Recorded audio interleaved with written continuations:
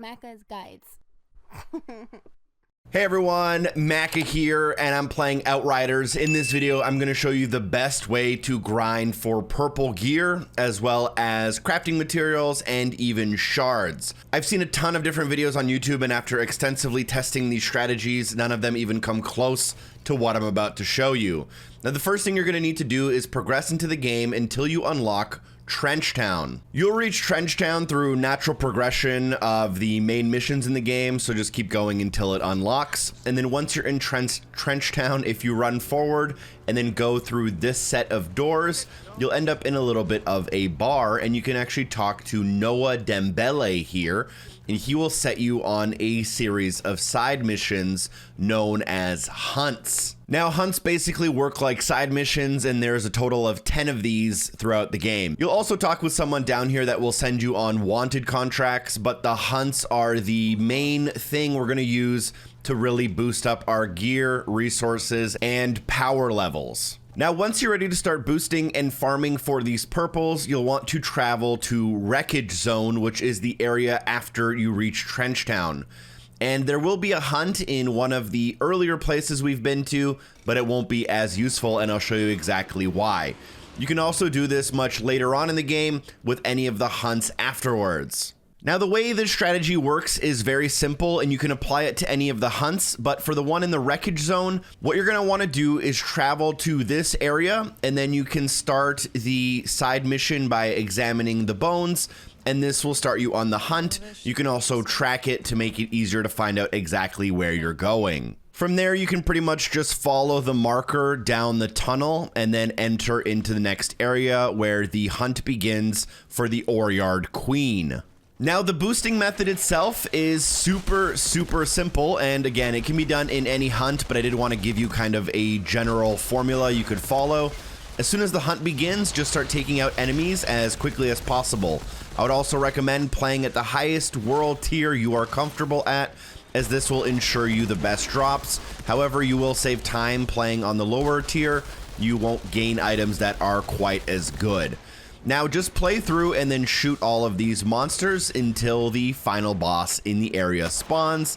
This should take you around 2 minutes. Now, the strategy for farming the loot is really simple. Every time you take out a monster in a hunt, they will guarantee 2 purple drops that are going to be affected in terms of their level and power based on what you already have, and then based on your level and world tier. And then after you take out the monster, you're just gonna let all of the ads kill you, and this will fail the mission for you, but it'll let you keep all of the stuff that the boss dropped. You then just keep rinsing and repeating for as long as you want, but there are a few more tips and tricks. Another extremely useful thing is that every time you grab a monster, or this monster in specific, you'll also unlock a ton of titanium shards, which are a really rare currency and a really useful currency to upgrade your weapons in the game. Additionally, because there are a ton of little ads and enemies running around, they'll also drop a decent amount of greens and blues, which you can then dismantle for leather and iron, and effectively for scrap as well. Now, I definitely don't recommend you just do this forever, although it is a really great strategy to unlock purples at a very fast pace. It's not a great strategy for leveling or for increasing your world tier, and those will always kind of be the two things that will hold you back.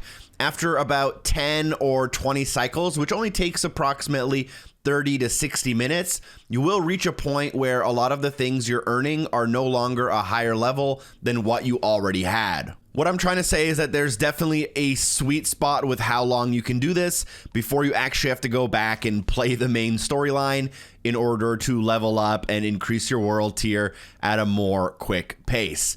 But nonetheless, you definitely want to mark everything you don't need and dismantle it, and your resources should go crazy. Now, with these resources, it's very important that you take them to a crafter and you spend them in order to make your stuff as good as possible. You can do things like improve a gun's rarity, change the mod slots on it, or just straight up level it up. You also don't need to complete the hunt for all of your gear to count, so you can just kind of fail out and then exit the area and come back to the hunt later on once you are leveled up and at a higher world tier. But through this method, I was able to go from having all blue items to all purple items in literally a matter of minutes. So please drop a like on the video, share the video with a friend.